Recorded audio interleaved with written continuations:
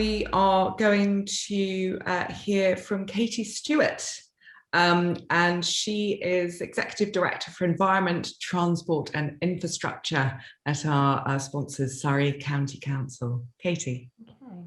Hello, I'm Katie Steward, as you say, and I'm the Executive Director for Environment, Transport and Infrastructure here at Surrey County Council. And I believe that we've got some slides. I don't know if they are ready to queue up. Thank you so much. And if we can just move to the next one.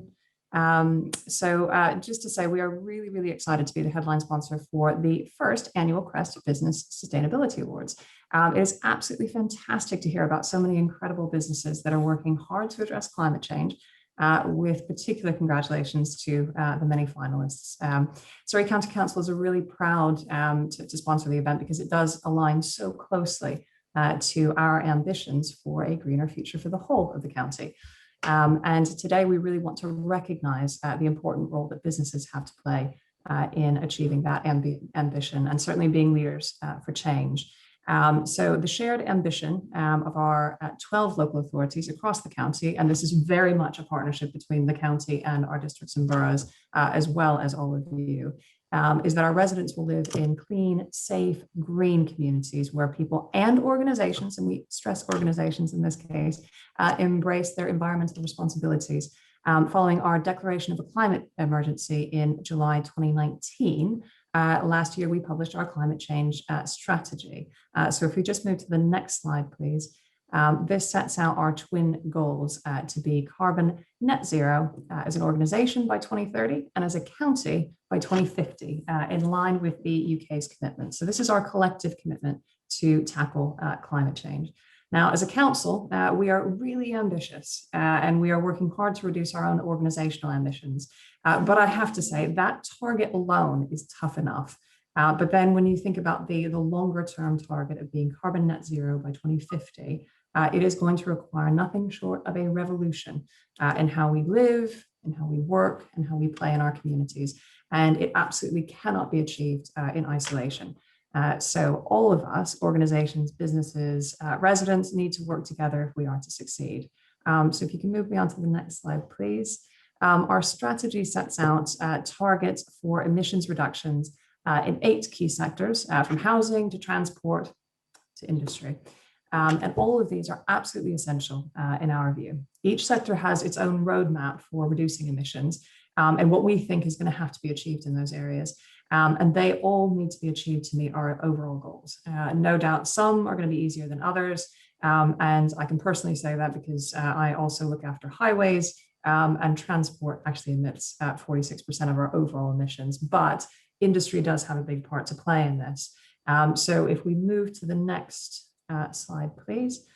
So our data shows us that commercial and industry are jointly accountable for over a quarter of our emissions as a county, 26% in total. Then when you think about that, a large proportion of our transport emissions is actually driven by business travel too, both in terms of commuting, but also those roles that require you to be out and about visiting customers, clients, partners, actually delivering services on the ground. That obviously amounts to even more than that 26%.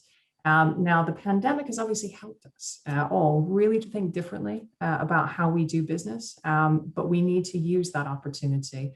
If there was anything to come out of the horrible experience of COVID-19, it has given us that opportunity to really think differently about how we work, how we live our day-to-day lives, and we really have to use that opportunity.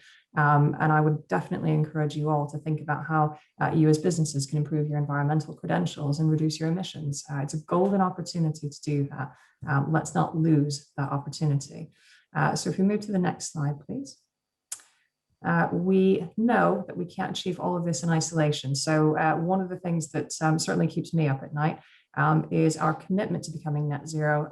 It's not all in our control, not even is it within the county's control. All of us together would struggle to achieve it without the government making some key decisions and actually some policy choices. So we are going to be lobbying central government on certain areas where we think that we need broader change, bigger change. Including the need to provide training and support for industry to help develop skills where we know that they are lacking. These skills are obviously evolving as we speak, so we obviously feel that this is a key area for government. as well as things like the continued decarbonization of the national grid, which will go a long way to helping all of us, including businesses, to lower their carbon footprints. So the next slide, hopefully something that we can give back to you as businesses for all the work that you are doing in this area. It's a project that I wanted to quickly tell you about, is LOCASE. This stands for Low Carbon Across the South and East. It is a program that we're joining with other local authorities to enable small and medium businesses, such as yourselves, to access development grants, which will essentially enable you to, or essentially to offer to businesses that offer green and low carbon goods, essentially support for improving your profitability and making your businesses more sustainable. So the funding also comes with business support and advice.